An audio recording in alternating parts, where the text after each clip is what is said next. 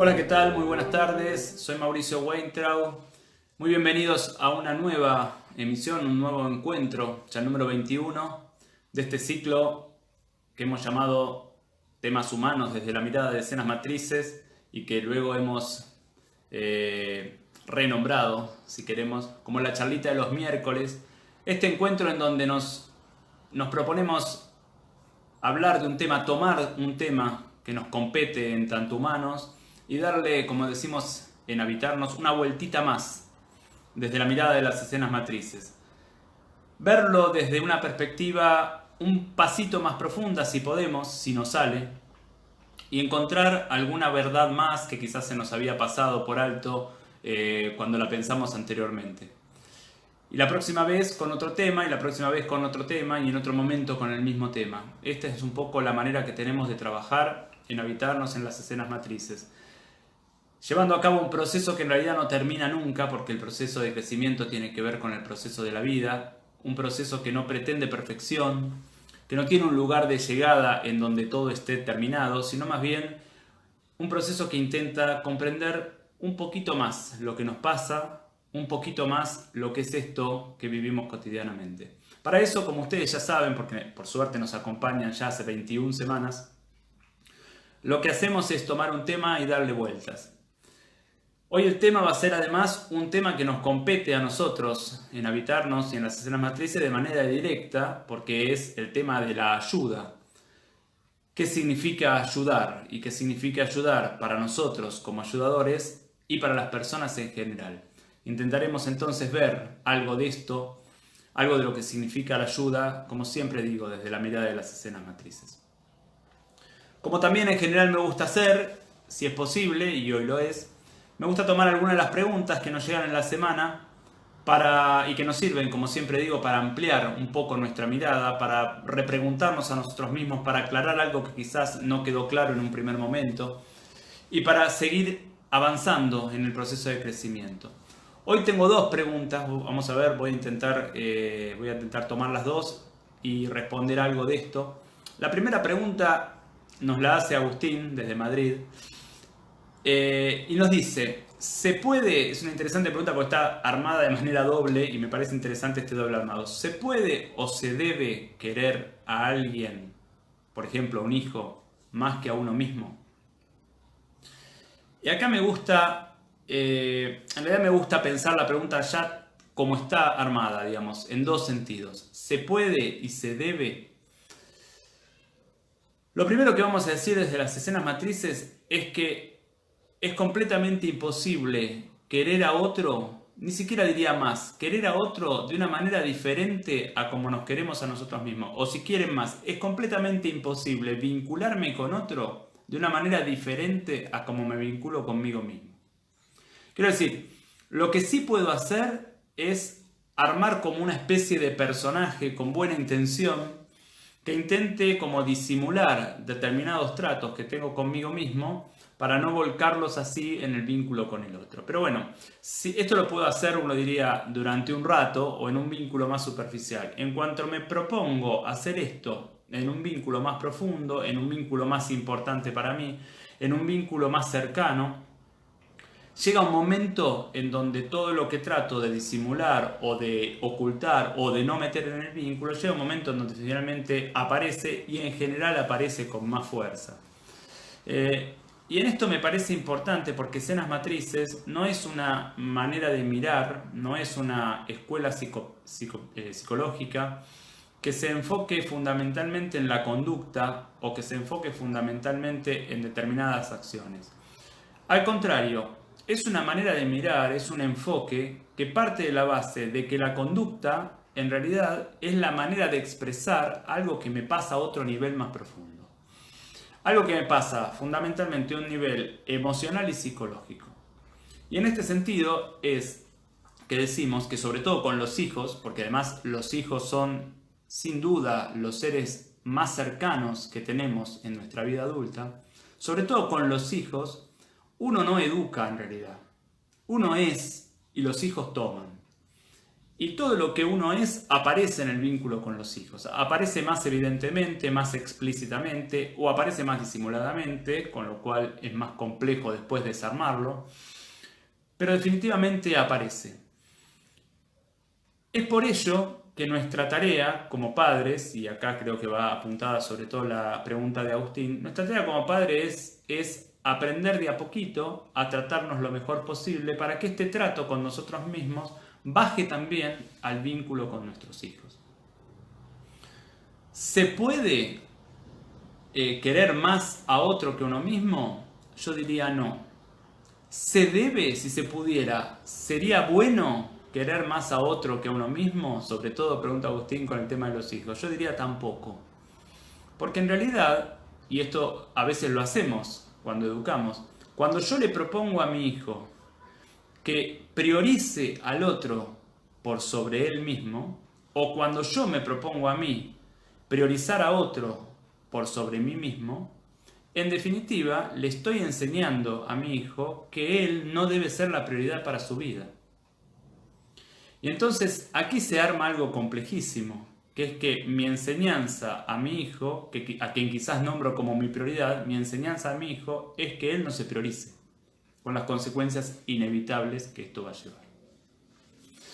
Esta es la primera pregunta que tomo hoy, y la segunda pregunta viene ya relacionada con la charlita que dimos sobre el deseo, y está nos la acerca María Angélica, habitué ya en esto de las preguntas de este ciclo, y me hace una pregunta que a mí me parece muy interesante, porque apunta como al núcleo, a la base de nuestra propuesta o de nuestra mirada.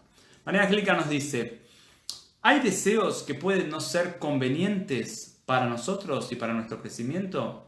Yo traduciría la palabra convenientes por saludable. Digo, ¿hay deseos que pueden no ser saludables para nosotros o para nuestro crecimiento? Y acá sí me importa mucho lo siguiente. Desde la mirada de escenas matrices, esto no es posible. Todo deseo verdadero del sujeto apunta a su crecimiento y apunta a su salud. Ustedes me van a decir, pero bueno, cuando por ejemplo un alcohólico toma de más, cuando un adicto consume la sustancia que lo hace adicto, cuando alguien se acerca de una manera no saludable a un otro, a su trabajo o a cualquier otra cosa, evidentemente esto no es saludable a su crecimiento. Y yo digo, claro, no es saludable a su crecimiento. Lo que seguro que tampoco es un deseo. Digo, cuando el alcohólico toma de más, el alcohólico no desea el alcohol. El alcohólico está necesitando algo que le anestesie la angustia.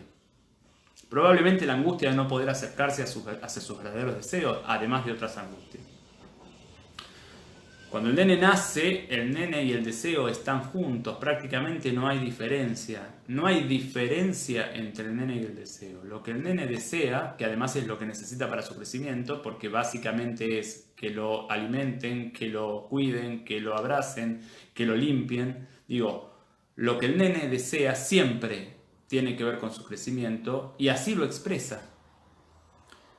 Todo lo que luego todo aquello a lo que uno tiende que no tenga que ver con el crecimiento, siempre está influido de una manera u otra por los padres.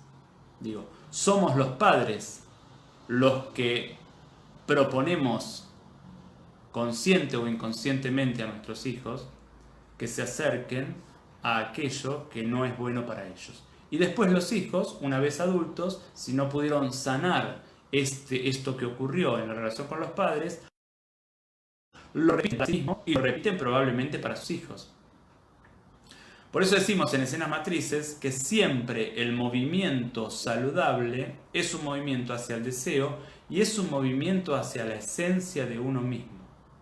Porque somos una mirada humanista y porque si pensáramos que hay movimientos nuestros y deseos que no son saludables para nosotros, tendríamos también que aceptar que hay una parte nuestra que no está en dirección hacia el bienestar nuestro, es decir, hacia la salud. Y esta parte no podríamos menos que llamarla parte negativa, parte agresiva, parte boicoteadora. Para nosotros no existe la parte boicoteadora, no existe la parte negativa.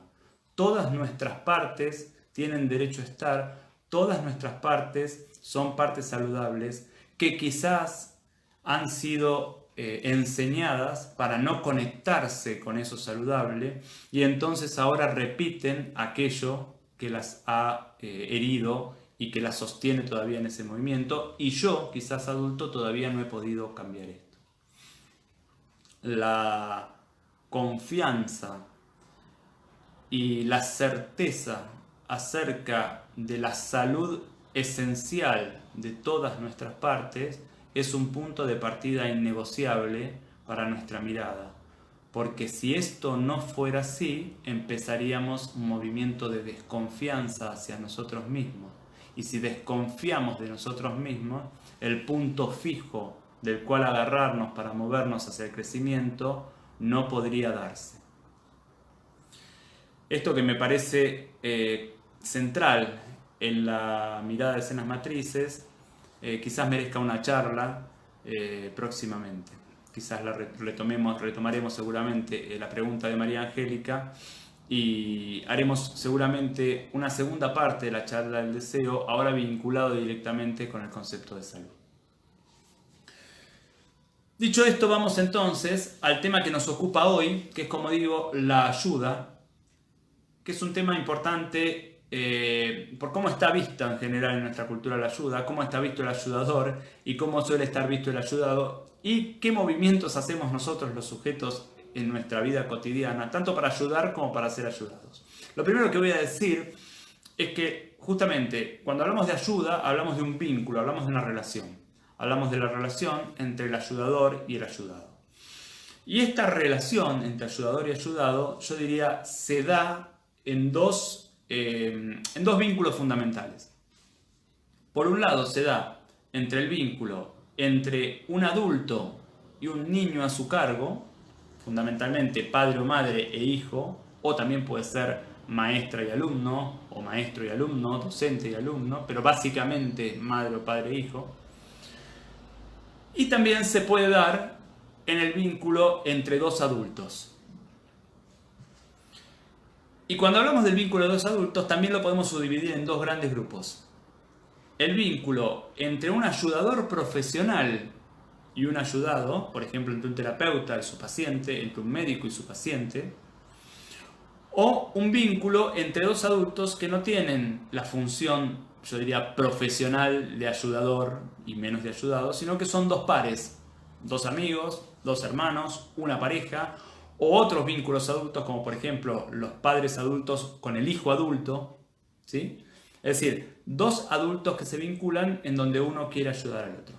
No nos vamos a meter en esta charla, por lo menos en la mayor parte de esta charla, no nos vamos a meter en la relación entre los padres y los hijos, porque esa relación constituye un tipo de ayuda muy particular. Algo hemos visto cuando hablamos de padres y de hijos, pero en realidad quizás tengamos que hacer toda una charla, por lo menos, para hablar justamente de qué significa ayudar en el vínculo entre padres e hijos. No, nos vamos a meter hoy en el vínculo entre ayudador y ayudado en personas adultas. Tanto entre los ayudadores profesionales con sus pacientes o con sus clientes, como entre los adultos, aunque no sean ayudadores profesionales. Y lo primero que vamos a decir es que entre personas adultas, ayudar es ser el ayudador que el ayudado necesita hoy para dar el próximo paso en el crecimiento. Este es el concepto del cual partimos en Escenas Matrices, fundamentalmente para entender nuestro rol de terapeutas, pero en general para todo lo que signifique ser ayudador. Es decir, ayudar es transformarme yo como ayudador en el ayudador que mi ayudado necesita para dar hoy el próximo paso en su crecimiento. Y si uno mira bien esta definición, se va a dar cuenta bastante rápidamente que ayudar no es una forma. Ayudar es una disponibilidad. Es decir, ayudar asume innumerable cantidad de formas. Y acá quizás empezamos a diferenciarnos de lo que muchas veces suele pensarse como ayudador. Digamos, muchas veces se piensa como ayudador a alguien que se dispone siempre a un movimiento, uno diría, vamos a ponerlo así, contenedor o abrazador del ayudado. A veces sí, a veces no. Ayudar es asumir la forma como ayudador que mi ayudado necesita hoy para dar el próximo paso en el crecimiento. Muchas veces esta forma es el abrazo, muchas veces esta forma es el límite, muchas veces esta forma es el sí, muchas veces esta forma es el no. ¿De qué dependerá la forma que el ayudador va a asumir? ¿De qué dependerá la forma que yo como ayudador voy a asumir ante mi ayudado? Dependerá del grado de sensibilidad que yo tenga para percibir qué necesita ahora, hoy, mi ayudado para poder dar ese paso que necesita en el crecimiento, en su proceso de crecimiento hoy. Y esto, por supuesto, es todo un mundo porque me saca de toda regla preestablecida de lo que yo debo hacer como ayudador. Digo, lo que yo tengo que hacer como ayudador surgirá de la capacidad que yo tenga para estar disponible y para poder percibir lo que mi ayudado necesita. Dicho esto, vamos a empezar a pensar cuáles son las condiciones necesarias para poder ayudar saludablemente. Es decir, ¿qué necesita que suceda o qué se necesita que suceda para que mi gesto de ayuda pueda ser un gesto de ayuda saludable? Y yo diría, lo primero que se necesita que suceda es que quien sea ayudador esté en el rol de ayudador. Es decir, que ambas partes del vínculo acepten que este es el ayudador en este punto en donde va a ayudar. Y esto me importa mucho porque muchas veces queremos ayudar a alguien que no ha aceptado mi rol de ayudador. O dicho de otra manera, queremos ayudar a alguien que no me pide ayuda. O a veces que me la pide pero que no acepta el rol de ayudador. Es como decimos siempre, ¿no? Querer cruzar a la anciana que en realidad no quería cruzar. Entonces, si no está establecido de una manera o de otra el rol de ayudador, uno podría decir lo que allí suceda no va a ser saludable para el ayudado y en definitiva tampoco va a ser saludable ni para el ayudador ni para el vínculo. Ahora bien, ¿qué significa asumir el rol de ayudador? O mejor dicho, una vez que está establecido el rol de ayudador, ¿qué significa el rol de ayudador? Digo, para poder asumir el rol de ayudador, yo debo poder manejarme en dos niveles a la vez. Recuerden que estamos hablando del vínculo entre dos adultos. Yo debo poder manejarme en dos niveles a la vez como ayudador. Por un lado, entender que si estoy en el rol de ayudador, estoy por encima del otro, en ese punto en lo que lo estoy ayudando. ¿Por qué? Porque sé algo que el otro no sabe. Es decir, debo poder asumir que hay algo que yo tengo o que yo sé que el otro necesita y no tiene o no sabe. Si yo le voy a prestar a otro un destornillador, es porque yo tengo un destornillador y él no tiene un destornillador. Y acá debo asumir el estar por encima del otro. Por el estar encima en el tener algo o en el saber algo. Dicho en términos de escenas matrices, debo soportar este estar por encima. Ahora bien, paralelamente, debo entender que si bien sé algo o tengo algo que el otro no tiene o no sabe, paralelamente no soy más que el otro. Porque somos dos personas iguales. Y entonces debo poder, a la vez de habitar un rol desigual en donde estoy por encima, habitar un rol igual en donde el otro y yo valemos lo mismo. Cosa sumamente compleja, porque en general o tiendo a ponerme por encima y entonces yo valgo más que el otro, o tiendo a quedarme en el estadio de estar igual y entonces yo siento que no le puedo dar nada al otro. Y si habito uno solo de los roles, yo diría, o no puedo ayudar, o mi ayuda es parcial y limitada. Parcial y limitada. Entonces, lo primero que tengo que hacer como ayudador es soportar esta tensión. la tensión de estar a la vez por encima y en un nivel igual que el otro. Lo segundo que tiene que ocurrir para que la ayuda sea saludable es que el ayudado quiera ser ayudado. Y esto ustedes me dirán, bueno, pero esto es obvio. No es tan obvio. Digo, ¿le pregunto al otro si quiere mi ayuda? ¿Lo consulto acerca de si la ayuda que yo le estoy dando es la que él prefiere y necesita? ¿Respeto este lugar del otro?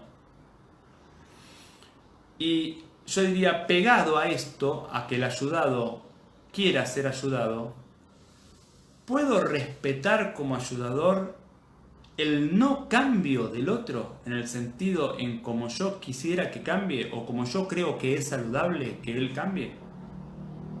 Si yo le propongo un cambio y creo que este cambio será saludable para él, ¿puedo respetar que él no cambie en esa dirección?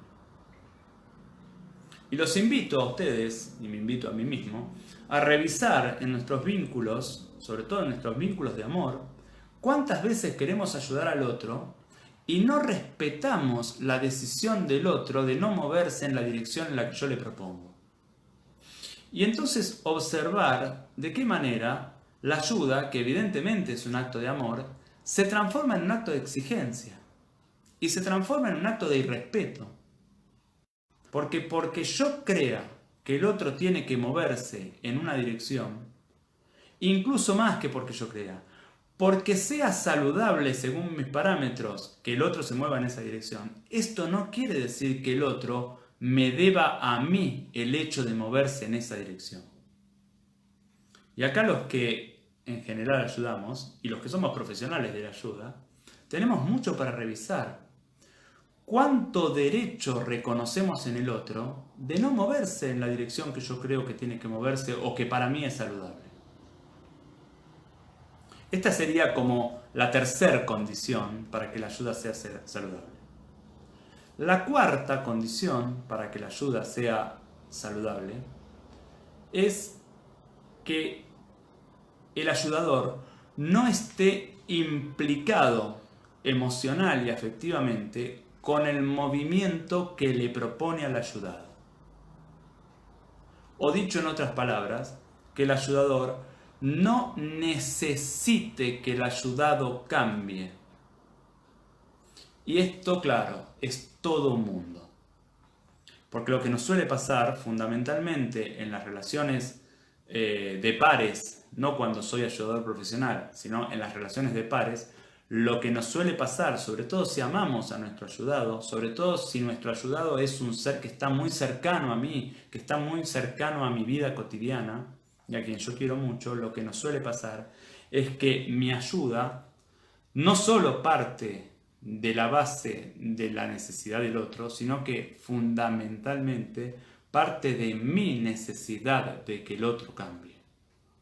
Y cuando yo tengo necesidad de que el otro cambie y ayudo para que el otro cambie porque yo tengo necesidad, todo el vínculo se invirtió. ¿Y se invirtió por qué? Se invirtió porque la ayuda es algo que el ayudador da al ayudado. Pero cuando el ayudador necesita que el ayudado cambie para el ayudador sentirse mejor, entonces el ayudador ya no está dando, el ayudador está exigiendo al ayudado. Y el vínculo queda completamente invertido. Y acá viene el otro punto.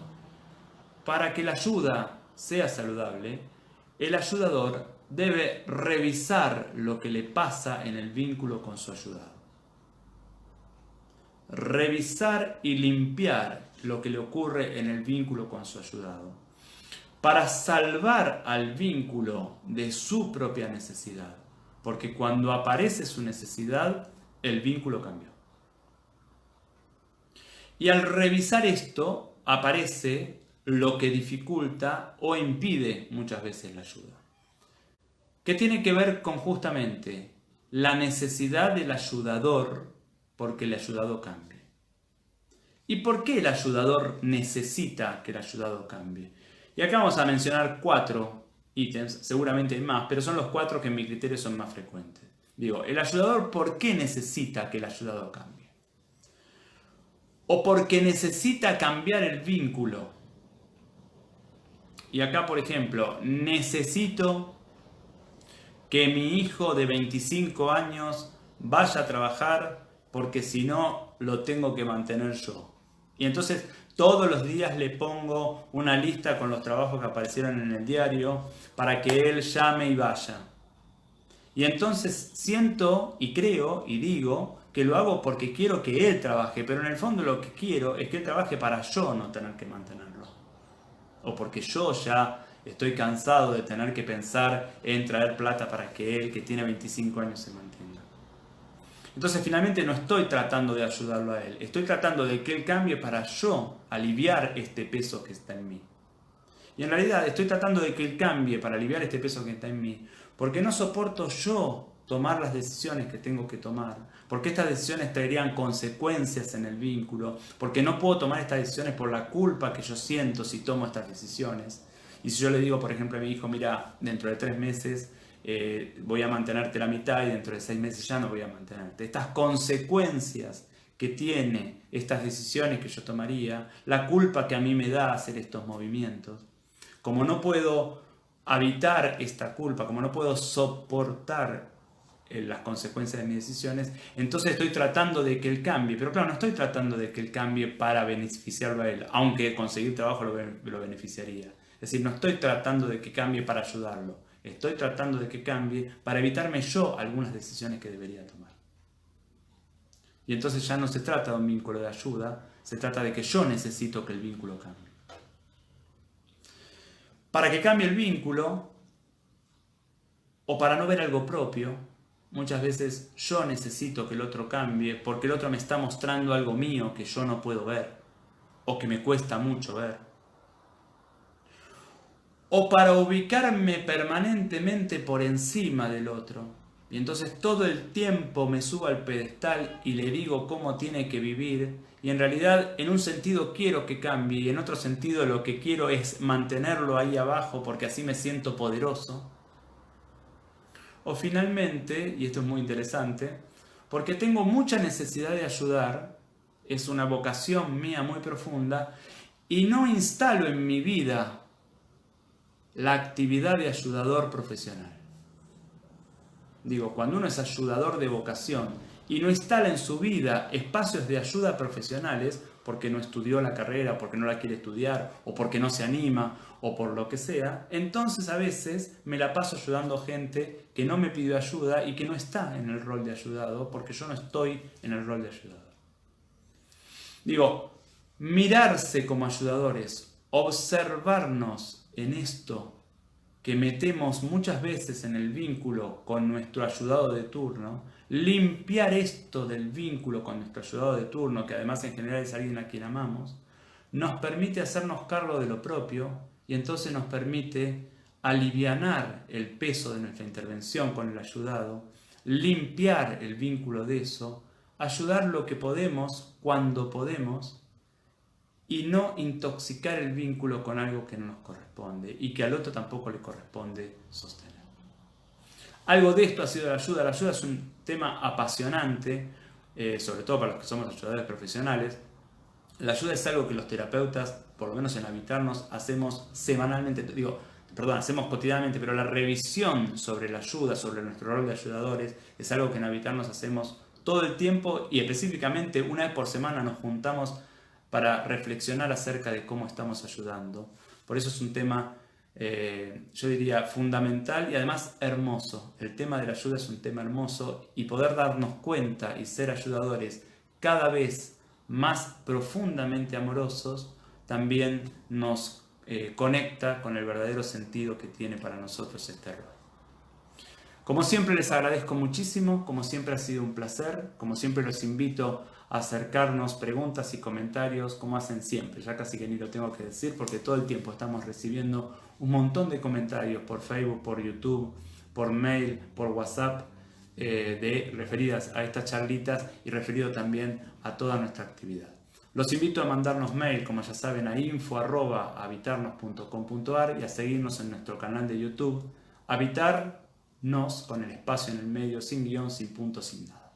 Y por supuesto, como siempre, los invito a encontrarnos el miércoles que viene a la misma hora. Muchísimas gracias.